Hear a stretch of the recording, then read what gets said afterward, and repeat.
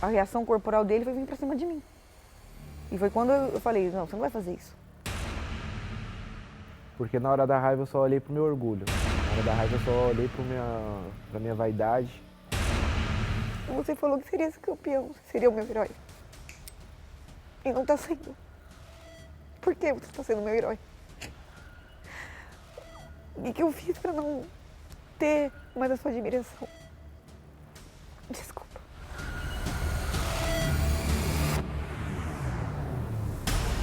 Foram mais de 7 nãos que eu recebi dela.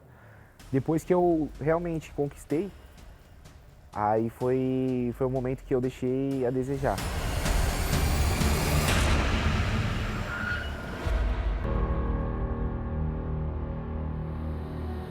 Quais situações o Rafael tinha atitudes explosivas? Quando eu contradizia ele. Quando ele queria fazer algo e não era o momento. Ou quando ele não me priorizava. E eu dizia isso que estava faltando nele e aí ele explodia. As minhas maiores atitudes explosivas sempre foi quando eu fui contrariado, quando eu era contrariado, no caso. Então, se não fosse da minha vontade, se não fosse do meu jeito, eu sempre tinha um ato explosivo. Falava alto, faltava o respeito. O que antes ele falava comigo brando, cuidando das palavras que ele falava comigo, quando ele estava explosivo, ele perdia o senso de respeito, não tinha respeito algum. Eu sempre fui meu eu mesmo. Eu sempre achei esse meu lado explosivo algo marcante meu. Eu não prestava, que eu não sabia do que eu estava falando, ou quem era eu para falar aquilo, cobrar aquilo dele. Quem você pensa que você é para estar falando assim comigo? Tinha dedo na cara? Tinha. Não. E por mais que eu advertia ele, falar que eu não queria aquilo pro nosso casamento, ainda assim, quando brigava de novo, ele explodia, voltava. O orgulho sempre foi algo que me mexeu muito. Então, se eu via alguma coisa na minha frente, ou eu quebrava, mesmo sabendo que ali aquele objeto foi fruto do nosso... Nossa, fugiu a palavra agora. Foi fruto do nosso trabalho, né? Então eu pegava, eu queria quebrar, eu queria bater, eu queria externar minha raiva. E ele veio pra cima de mim, eu vi que ele veio pra cima de mim e não foi pra falar comigo. E eu falei, você não é louco de fazer isso comigo? Porque a gente nunca tinha, né, agredido um ao outro. E ele ficou de frente comigo a ponto de querer me bater. Eu fui pra cima dela. Sabia que eu não ia agredir ela, porque eu sempre, por mais que eu me mantinha bravo, mantinha nervoso, mas eu nunca levantaria a mão pra ela. Mas nesse momento eu me exaltei. Você teve medo? Nesse dia, sim. Nesse dia, sim.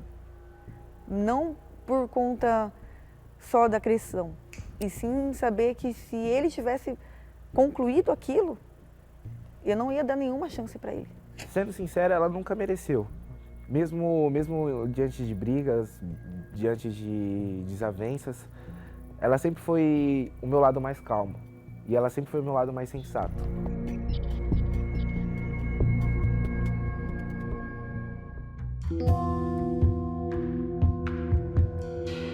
Talvez a excessividade de querer resolver logo, no meu tempo, é o que deixava ele mais bravo. Ele querer sair de casa, ele batia a porta, eu escondia a chave, eu escondia a carteira, eu escondia o celular, para que ele não saísse. Não, as brigas não aconteciam sempre. Sempre, geralmente, eram motivadas por ciúmes. Ela não era constantemente. Era 2 dias bons, um dia ruim, aí o dia próximo ele não falava comigo, depois de 3 dias ele pedia desculpa, e quando eu achava que estava tudo bem, voltava tudo ruim de novo. Não, ela não era prioridade. No começo até foi. No começo ela era prioridade porque eu almejava ter ela do meu lado. Eu fiz de tudo para conquistar ela, então eu estudei ela, estudei o jeito dela. Ele era a prioridade dele. Depois que a gente casou, eu achei que ele seria um marido. Ele continuou sendo o Rafael. Depois que a gente casou, que eu conquistei o carinho dela, que eu conquistei ela, aí foi que ali eu me esfriei. Ali foi quando eu parei de ter uma admiração por ela. Você era feliz ao lado dela? No começo eu fui.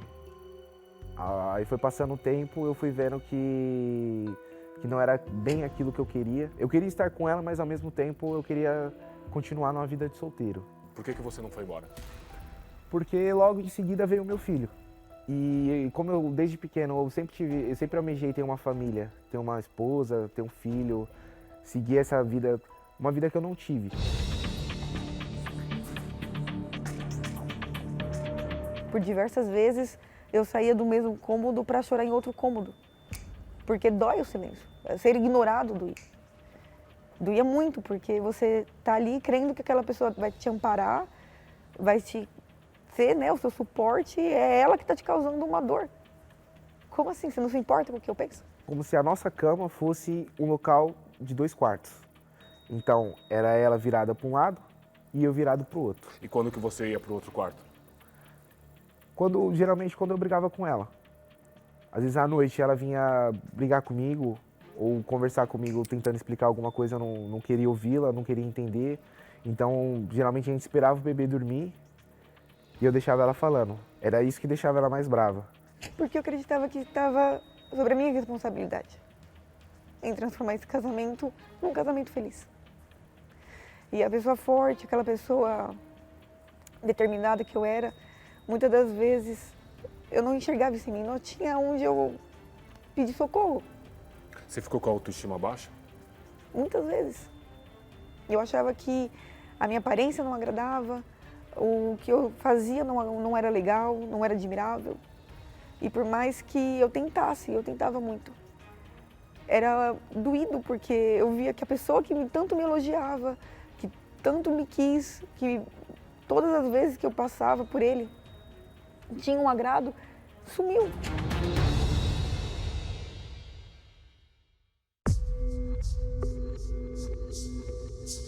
Geralmente as brigas eram à noite, então eu ia para casas noturnas. Você traiu a tua esposa? Sim, Foi uma única vez? foram 4 vezes. Eu fui procurar um refúgio para mim, na qual eu não encontrava dentro da minha casa. E olha que eu tinha tudo. E qual que era esse refúgio? O ar de liberdade. Houve traição? Ou de ambas as partes. Não somente, eu acho que físico, como tecnológico, ou pensamentos. Ali sim foi também um dos momentos na qual eu queria acabar com a vida dela. Só queria um colo, um abraço. Ele não precisava falar nada. Só um abraço.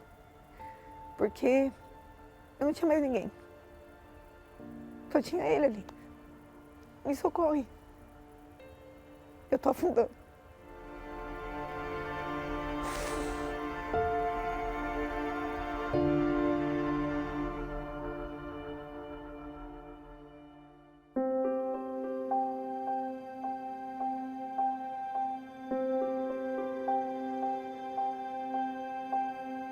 Eu cheguei destruída.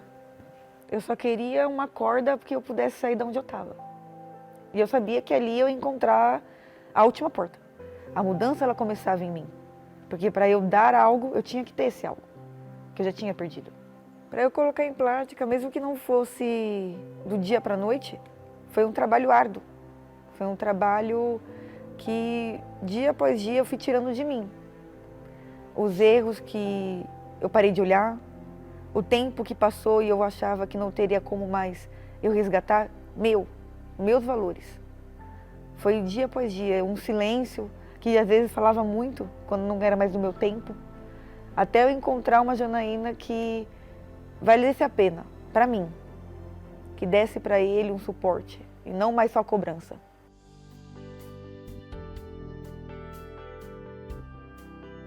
Nós chegamos nas palestras, né?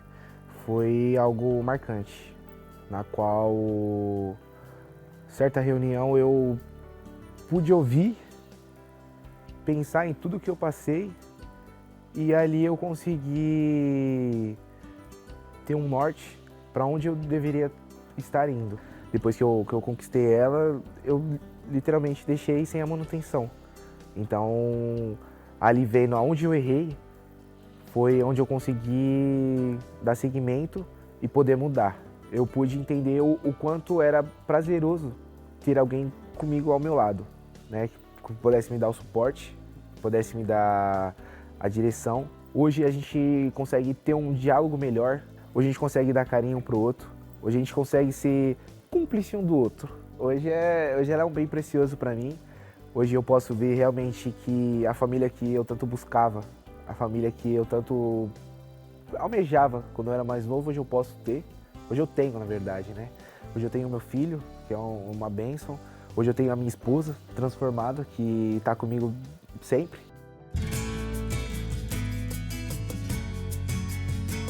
Hoje ele me mostra que eu sou a prioridade dele. Houve perdão. E antes mesmo de perdoar ele, eu tive que me perdoar. Hoje somos campeões dentro do casamento.